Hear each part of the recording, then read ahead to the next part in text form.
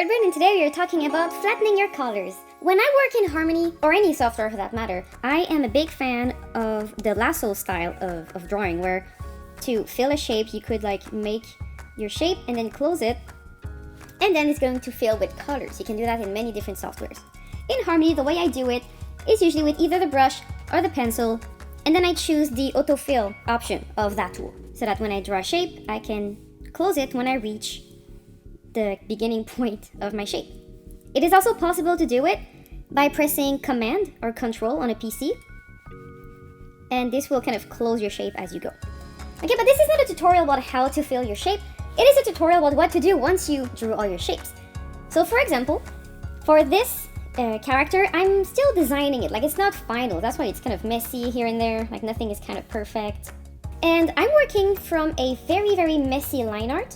But anyway, our style is lineless. So my process is usually to draw with a very messy line art, I guess. And then just to test if the shapes are working well, I like to use the lasso method, where I draw shapes. And do the leg need to be larger or something? Then I can just go get the body shadow color, make sure I am in draw behind, and I could just, try to make the leg larger and see if that's better. So that's what I do when I experiment with a new character, because I'm trying to speak with shapes, since shape is the language of our project. When you draw this way for backgrounds or characters or anything, what happens is that if I circle my elements, I'm going to see that there is a lot of shapes that intertwine with one another.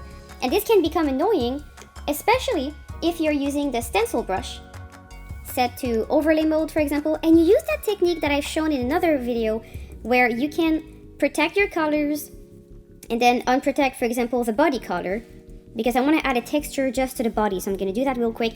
If you don't know what the heck I'm talking about, look at the video I'm going to post into the description. It's a very useful technique that I use in so many of my projects. I want to draw and I want it to only affect my body. This is going to work fine, but because I worked with many lassos on top of one another, if I go here, it's still going to consider that this part is the body, because in reality, when I drew the body, this is the zone that I had drawn.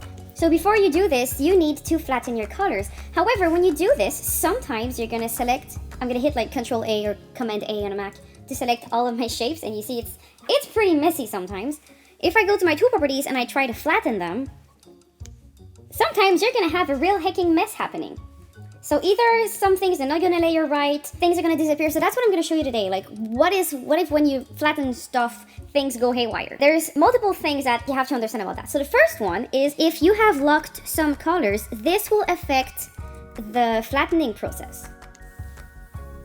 So before you flatten anything, I always recommend to make sure that none of your colors are protected. So remove all that. And now if I select my colors and I flatten it, it is better. But we still have two issues here. We have this texture that's going crazy, and this zone that just becomes almost invisible, right? So what is happening as well is that when you try to flatten, if you are using this default flatten button, it doesn't understand well transparency. If you use that for flat colors that don't have transparency, so I'm going to just select the colors of the back here, which are main colors. If I flatten it, it is all good. I mean, it's going to appear on top, but that's because I didn't select the fluff and everything. But if you have plain opaque color, no problem.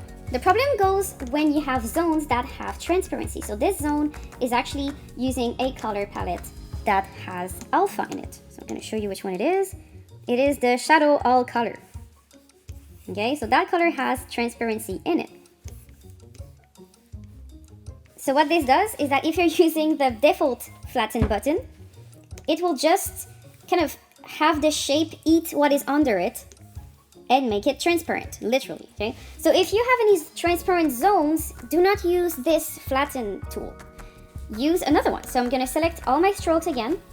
I'm gonna hit the drawing, optimize, and instead of flatten, I'm gonna choose optimize, which is a flatten level 2. It's just a better flatten option. So if you click there, now it understands transparency, and it's going to be okay, you wanted to flatten, but you had something that was transparent, so I get it. You don't want this to actually make your liner transparent. So maybe the reason why there is flatten and optimize in two different things is, my guess is that flatten might be just faster to calculate or something. And back then, maybe the computers were not strong enough, so it actually mattered. Today, honestly, flatten or optimize, I haven't seen much difference between the two. So just so you know, if you have anything that is transparent, make sure that you use optimize. There is still a little issue if you have textures. So I had this part of the image here that was made using multiple strokes to create a texture, and this is a little issue in the software. Maybe it's going to be fixed in the future, but at the moment, if this happens to you, it's not your fault, it's just a little quirk with the software. So if you select all of your lines and then you go to drawing, optimize, and you go to optimize, it will not make a hole in your drawing. However, if you look over here, what's going to happen is that it's going to like dull out your textures a lot. You see, like there's still a little bit of texture, but it kind of flattened it in a very flat way, if I can say it like that. So if you really need to flatten because everything is too messy, what I can recommend is that you can take the select by color, select all your strokes that have the texture, cut them with Ctrl X, then reselect everything, go to drawing, optimize, so then all your things are flattened and it's fine. And then I guess you can just like repaste your textures on top. And these unfortunately cannot be flattened, because if you do it, you will lose the tasty little strokes that you did. So that's unfortunate, but hey, maybe it's gonna be fixed in the future, who knows? I'm just informing you because it is a thing that people ask me a lot. They're like, hey, what's happening with my texture? What did I do wrong? I'm like, you didn't do anything wrong. It's just a little quirk with the software. So yeah, I hope that was helpful and have a nice day.